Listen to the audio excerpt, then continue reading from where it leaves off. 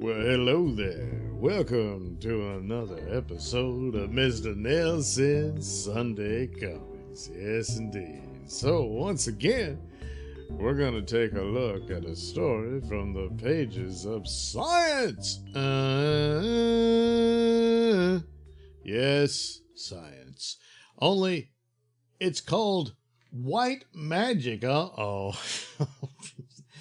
We might have to censor this one. Yeah, this might be forbidden. Anyway, white magic, the miracle of penicillin. Yes.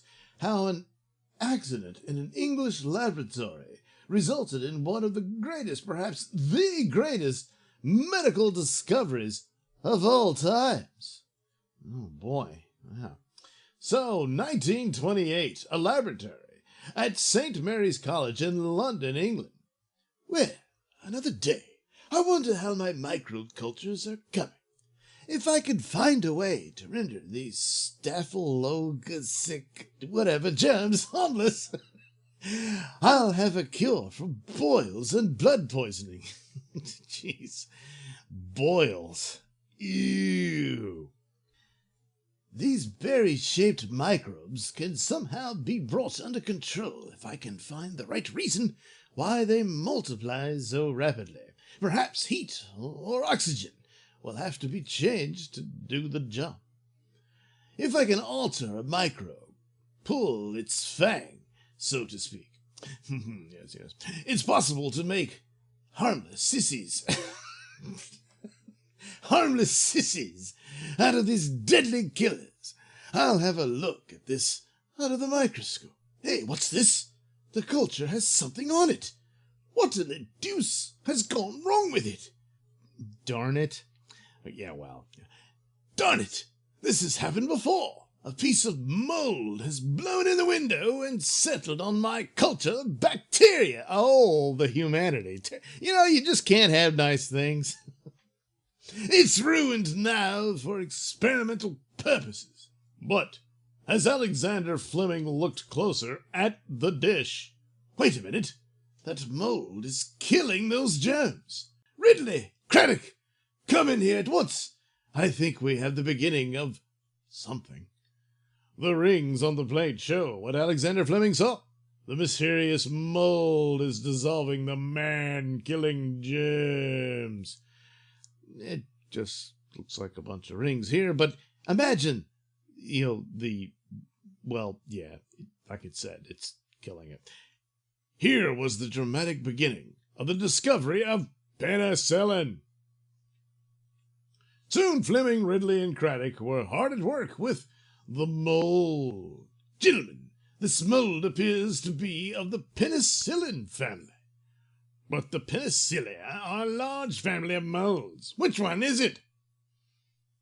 Well, we know it isn't penicillin roquefort.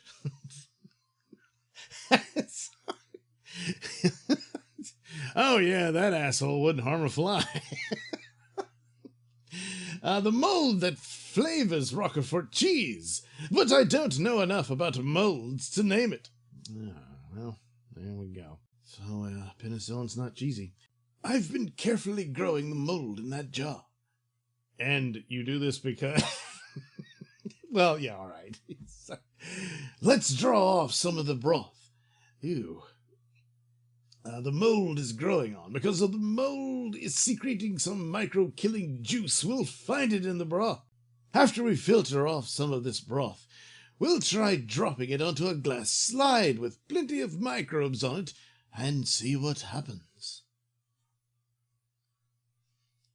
Just look at that stuff go to work. Yes, it's destroying those bacteria like magic. That settles it. It's magic. We've discovered something supernatural. No, I'm sending a sample of this mold to Dr. Charles Tom at the U.S. Department of Agriculture in Washington. Now, what did he ever do to you? Merry Christmas, Tom. Charles. Here's some mold from me. If anyone can identify this mold for me, he can. Well.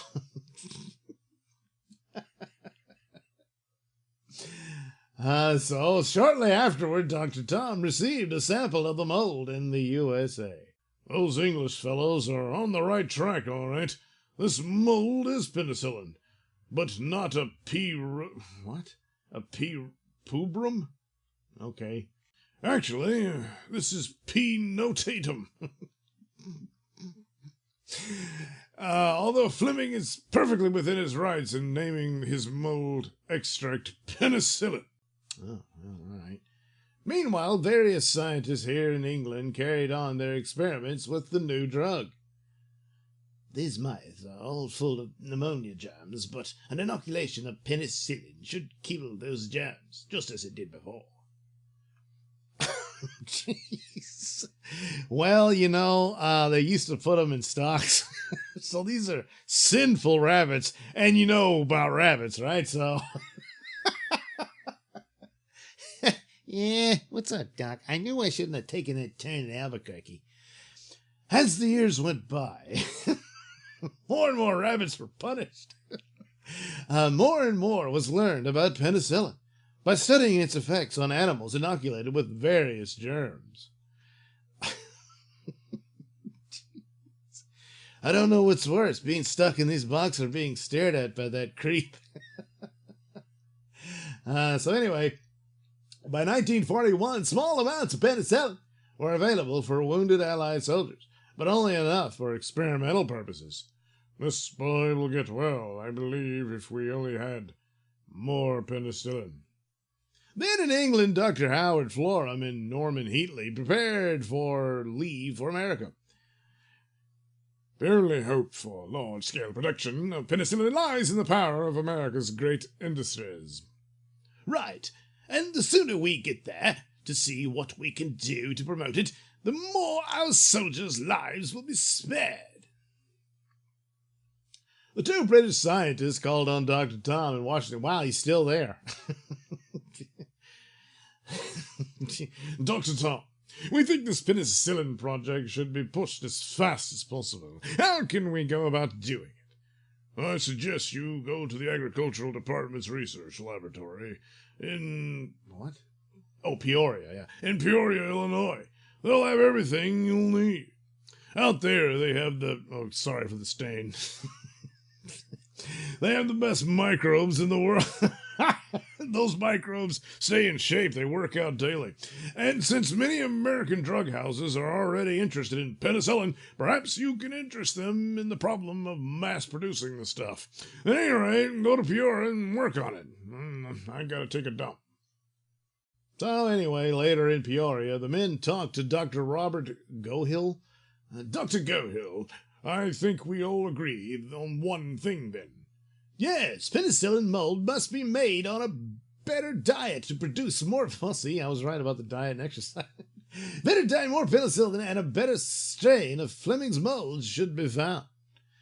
Before long, orders had gone out to our forces all over the world. Hey, are you nuts? What are you doing putting Chinese dirt in a bottle?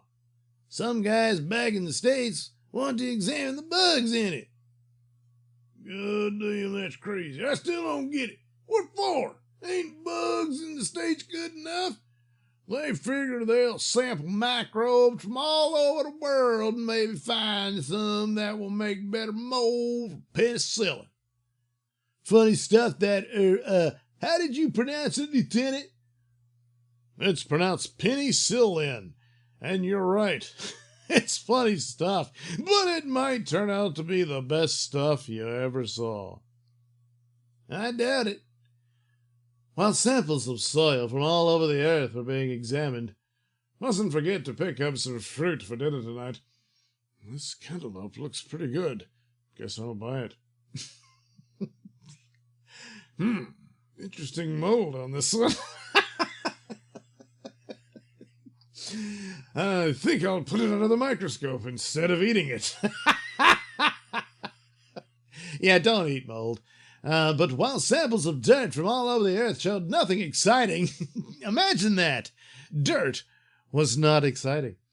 One of the two best strains of penicillin was developed from the cantaloupe. Oh, look. They're wearing masks. Look familiar? Yeah. These new strains of penicillin are the answers to our prayers. One of them will grow submerged instead of only on the top of the broth. That means it can be made in large tanks or vats.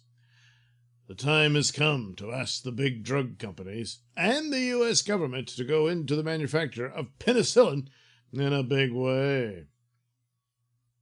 The drug manufacturers expressed deep in, "Of course, we realize that your companies stand to lose a lot of money." Well, then that's it. Conversation over. Maybe we'll find out a way to make penicillin some other way, synthetically. That's right. But its manufacture in large quantities is so important to saving the lives of soldiers and civilians that our company is ready to invest $3 million in a big plant. So there you go. Look at that. They built one practically overnight. Soon giant plants were turning out the miracle drug. Over $20 million have been spent to build plants, like this one. There you go. Only $20 million. Modern plants producing penicillin are more sanitary than any operating room. Microbe-destroying ultraviolet lamps help in this essential work, as pictured below in a penicillin boiling room. Well, look at that. Or bottling room, I mean. Well, what do you know? Ultralight rays can, yeah, it can, but yeah. Anyway, thus, the accidental discovery of the mold 16 years ago, well, this is an old comic, has led to the production of the modern miracle drug. It has already saved many thousands of lives and will save many more in days to come, except for people who develop an allergy to it. Yeah. Well, they found other stuff. So there you go. White magic. I guess penicillin is white. Yeah. I don't know if it's sweet like sugar, but, they're both white, apparently. But anyway, there you go. Penicillin. Who'd have thunk it? Thank God for accidents. Or was it? I'll see you again next Sunday. Bye-bye. All right. Thank you for watching and listening. Why not like and subscribe and check out that link description below. That'll take you to my mini stores and have plenty of goodies for you.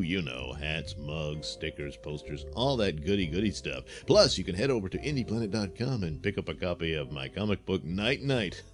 Oh, yeah. Plus, you can also catch my podcast, Mr Nailsin Show, over at RadioMisfits.com. And you can also watch my videos on my channel at BitChute. That's the Mr Nailsin channel on BitChute.com.